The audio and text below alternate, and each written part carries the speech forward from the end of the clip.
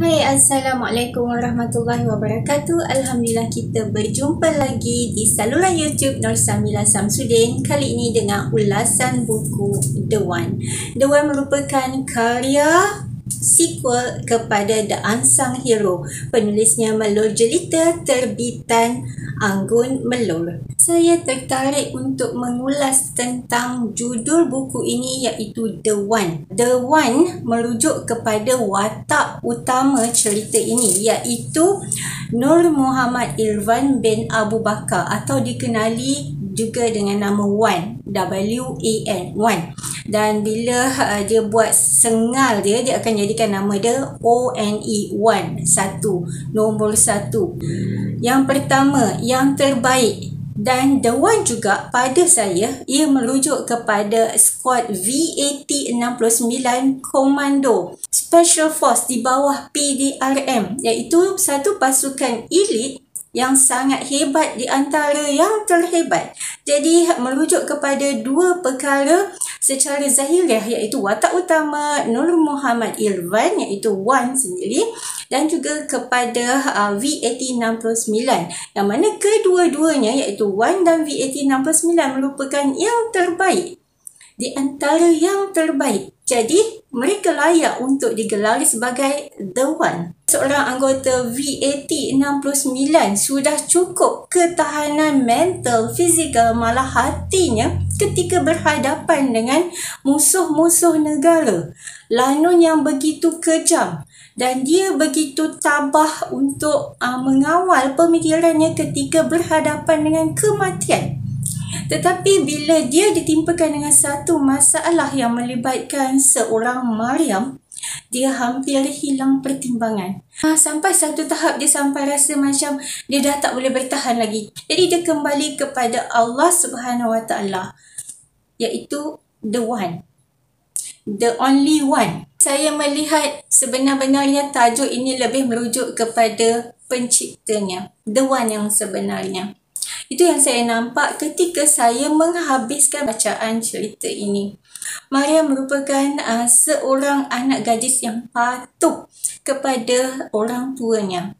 Maryam dibesarkan oleh seorang bapa yang merupakan komando tentera. Cara didikannya tentulah kita dapat bayangkan bagaimana. Sangat tegas dan sangat mementingkan disiplin dan kepatuhan. Kita mempunyai satu hasrat yang kita pendam lama. Kita hanya patuh sepanjang hidup kita.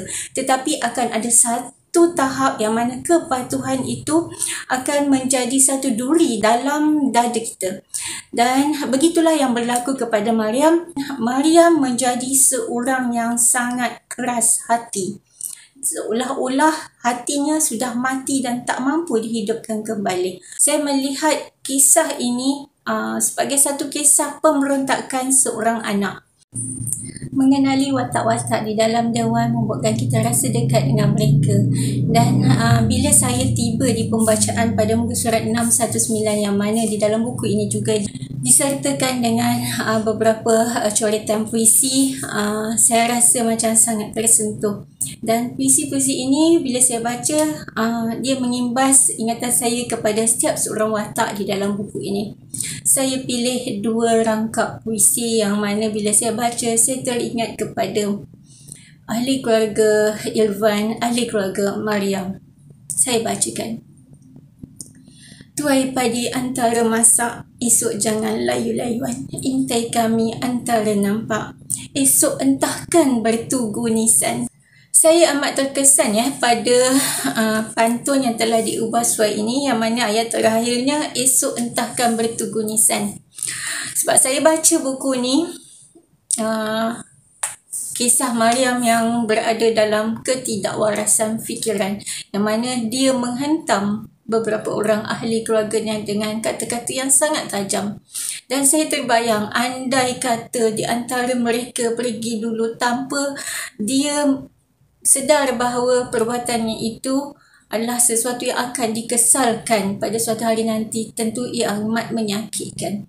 Nak salahkan dia pun tak boleh sebab situasi menjadikan dia sedemikian. Lepas satu pematuhan dalam jangka masa yang panjang dan berakhir dengan sesuatu yang dianggap sebagai pengkhianatan. Satu lagi ya, pantun yang terakhir ya di dalam siri pantun yang ada di dalam buku ini, yang begitu menarik perhatian saya.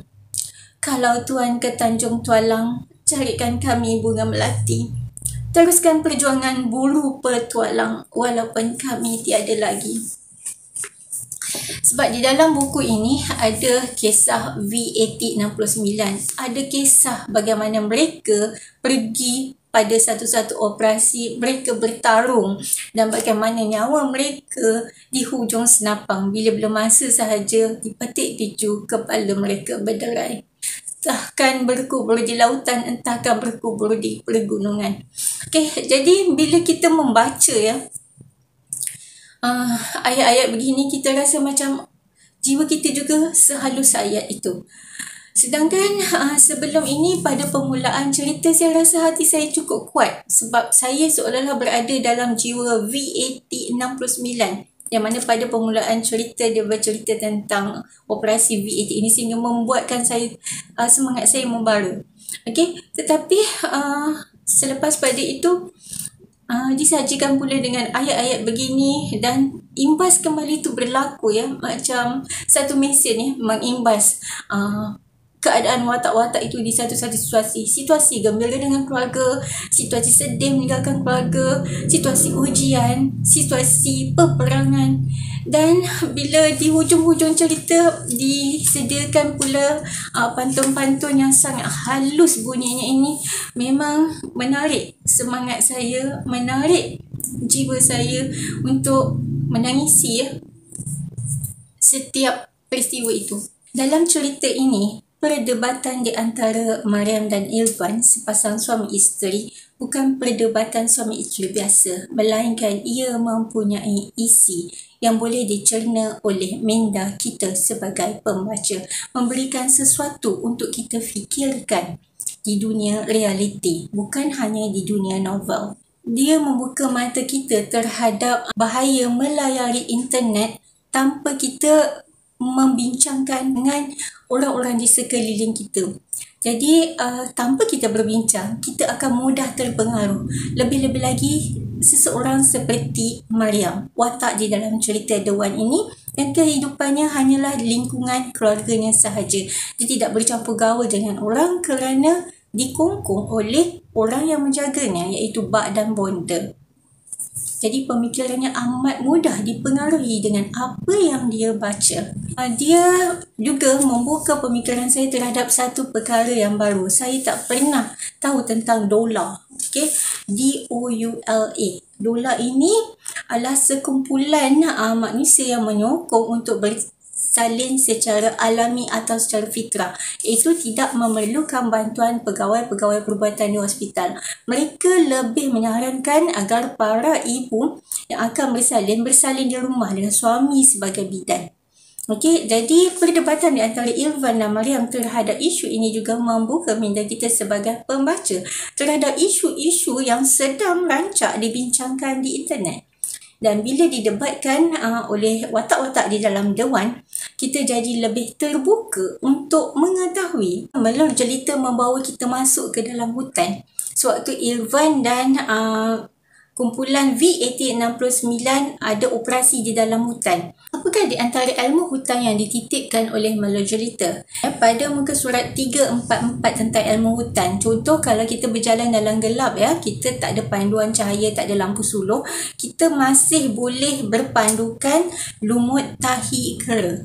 Kerana di dalam ni diberitahu bahawa lumut tahi kera ini akan bercahaya pada waktu malam. Laluan denai biasanya adalah laluan haiwan dan juga manusia. Bahawa sekiranya kita berada di paya bakau dan kita terkena gigitan binatang berbisa, terutamanya ular kapak atau ular air, kita dinasihatkan untuk mengambil lumpur ya, gentil-gentil lumpur sebesar ibu jari, dan kemudiannya kita telan. Terlalu banyak ilmu dan terlalu banyak perkara yang membuka minda untuk pengetahuan baru. Sekian dulu ulasan saya untuk buku The One oleh Melur Jelita terbitan Anggun Melur.